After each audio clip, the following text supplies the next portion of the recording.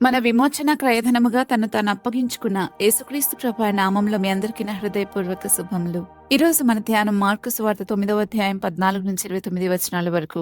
ఈ ధ్యాన భాగంలో యేసుప్రభు యొక్క రూపాంతర కొండ మీద అనుభవం అయిన వెంటనే కొండ దిగగానే ఆయన శిష్యుల దగ్గరికి వస్తారు. అప్పటికే శిష్యుల చుట్టూ జనం మోగి శాస్త్రులు వారితో వాదిస్తూ ఉండగా యేసుప్రభు వారి దగ్గరకు వెళ్లి విషయం కనుక్కుంటే తెలిసింది ఏంటంటే, మూగదయ్యాన్ని వెళ్లగొట్టమని ఆ దయ్యం పట్టిన ఒక వ్యక్తిని శిష్యుల దగ్గరకు తీసుకొస్తే ఆ శిష్యులు దాన్ని వెళ్లగొట్టలేకపోయారు. ఆ దయ్యం పట్టిన వ్యక్తి యొక్క తండ్రి ఇక్కడ ఒక మాట అంటున్నాడు 18వ వచనంలో, దానిని వెళ్లగొట్టుడని నీ శిష్యుల్ని అడిగితిని కాని అది వారి చేత కాలేదని ఆయనతో చెప్తాడు. అప్పుడు ప్రభు శిష్యులతో ఒక మాట అంటున్నారు, విశ్వాసం లేని తరం వాళ్ళారా, నేనెంతకాలం మీతో ఉందును, ఎంతవరకు మిమ్మల్ని సహింతును అని చెప్పి వారిని ప్రభు దగ్గరకు తీసుకురమ్మని చెప్పి వాని తండ్రితో కూడా ఒక మాట అంటున్నారు.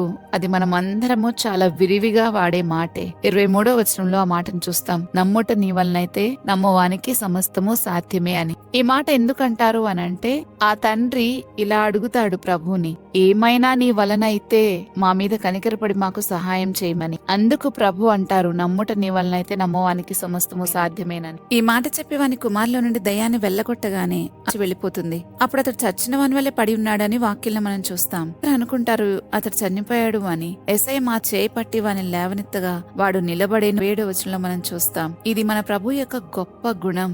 పడిపోతే అలా చూస్తూ ఉండిపోడు, వారిని తీర్పు తీరుస్తూ ఉండడు. పడిపోయిన ప్రతి ఒక్కరిని ఆయన చేపట్టుకుని లేవనెత్తి వారిని నిలబెడతాడు. ఈ రోజు మనలో ఎవరమైనా కూడా అలాగా పడిపోయిన స్థితిలో ఉన్నా మనం కృంగిపోన అవసరం లేదు, నిరాశలో కూరుకుపోవక్కర్లేదు. మన ప్రభు మనల్ని చూస్తే పడిపోయినామన్న సంగతి ఆయనకు తెలిస్తే చాలు, ఆయన చేయి పట్టుకుని లేవనెత్తాడు. అయితే ఆయనకు ఎందుకు తెలియాలి? ఆయన దేవుడు కదా, అన్నీ ఆయనకు తెలిసే ఉంటాయి కదా, మళ్ళీ తెలియాల్సిన విషయం ఏముంది అని మనం అనుకుంటే ఒక్క విషయం మనం గుర్తుపెట్టుకోవాలి. ఎవరైనా ప్రార్థన చేసినా మన కుటుంబంలోని వారు లేదా మనమైనా, ప్రభా నేను పడిపోయానని లేవనెత్తు అని అడిగితే చాలు, లేదా మన తల్లిదండ్రులైనా నాకు కుమారుడు ప్రభా అని ఒక్క మాట మనం చెప్పగలిగితే ప్రభు మనల్ని నిలబెడతాడు. ఇది ఖచ్చితంగా మన జీవితాల్లో జరుగుతుంది. ఇంకా శిష్యులు అడుగుతారు, మేమెందుకు వెళ్ళగొట్టలేకపోయాము అని. అప్పుడు ప్రభు అంటారు, ప్రార్థన వల్లనే కాని మరి దేని వల్లనైనా ఈ విధమైనది వదిలిపోట అసాధ్యమని వారితో చెప్తారు.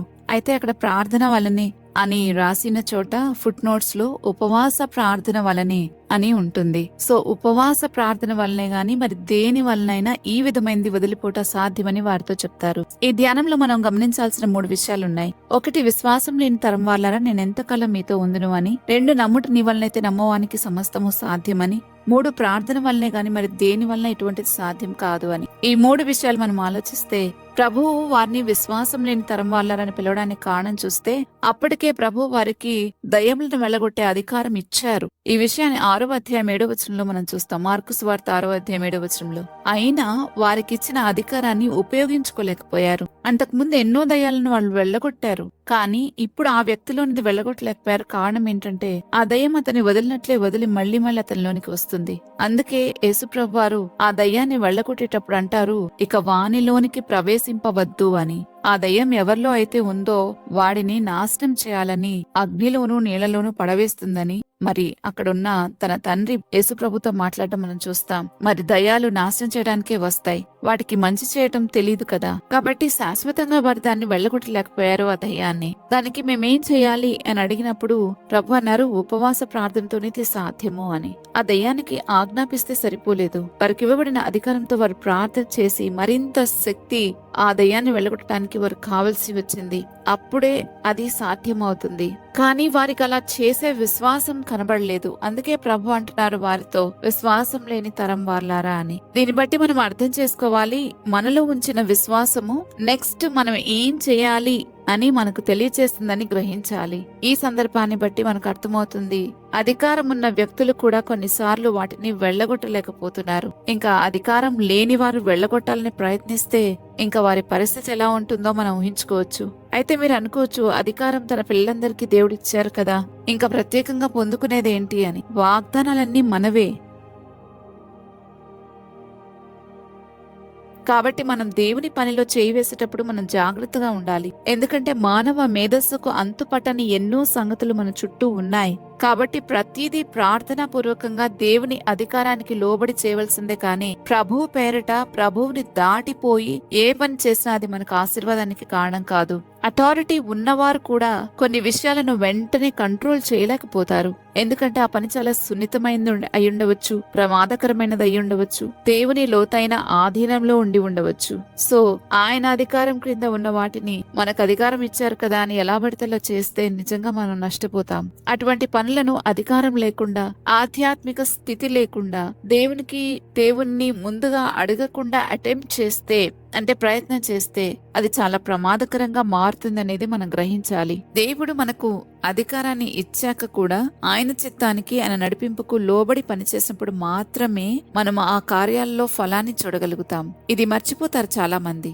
దేవుని పనిలో దేవుని పేరు మీద పనిచేస్తూ కూడా ఆయన మార్గదర్శకత్వాన్ని దాటి నడిస్తే ఆ పని ఆశీర్వాదంగా కాక నష్టంగా మారుతుందనేది గ్రహించాలి. ఇంకా ప్రభు అంటున్నారు, నమ్ముట నీ వలనైతే నమ్మవారికి సమస్తము సాధ్యమేనని. చాలా సార్లు నమ్మటము మన వల్ల కాని పనిలాగా ఉంటుంది. ఎందుకంటే మన మనసంతా ఈ లోక సంబంధమైన విషయాలతో నింపబడి మనం చూసిన వాటినే తప్ప చూడని వాటిని నమ్మడానికి ఇష్టపడం. మన మనస్సు అలా ట్రైన్ చేయబడలేదు. చిన్నప్పటి నుంచి కూడా మనం చూస్తేనే నమ్మాలి అనేది మనం ఆ విధంగా ఈ లోకంలో నడిపించబడుతూ వచ్చాం. అయితే ఇక్కడ ప్రభు అంటున్నారు, యాయిరు కుమార్తె గురించి కూడా యాయిరుతో అంటారు, నమ్మిక మాత్రం ఉంచుము అని. అంటే నమ్మితే ఇంకా మిగతా పనంతా ఆయన్ని చూసుకుంటారు. నమ్మిన ప్రతి ఒక్కరూ ప్రభు దగ్గర నుండి విశ్వాసాన్ని పొందుకుంటారు.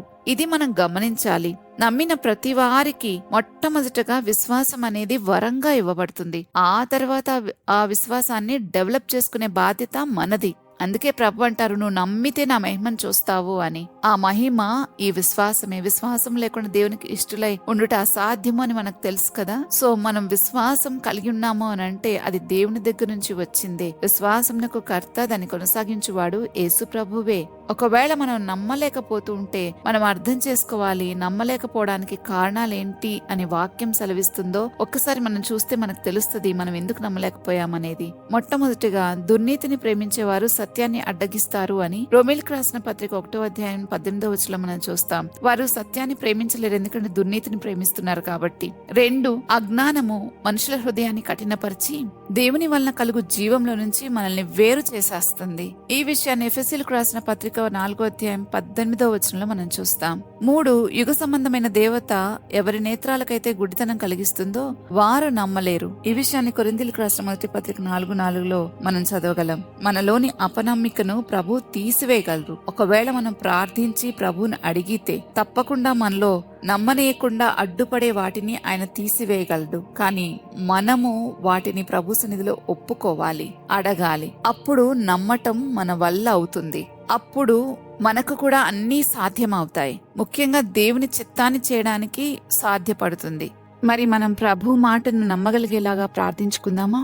నా తండ్రి, విశ్వాసం లేని వారుగా మేము ఈ లోకంలో జీవించడం అంటే చాలా నష్టపోతున్నట్లేని అర్థం చేసుకున్నాం.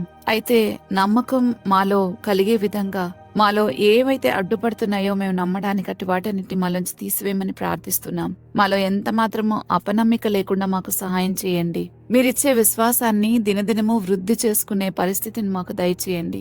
మీ అనుమతి, నడిపింపు లేకుండా మీ పనిలో మేము చేయి వేయకుండానట్లుగా మమ్మల్ని కాపాడండి. మంచి ఫలం పొందుకునేటట్లు మా జీవితాలను ఆశీర్వదించమని వేడుకుంటున్నాం.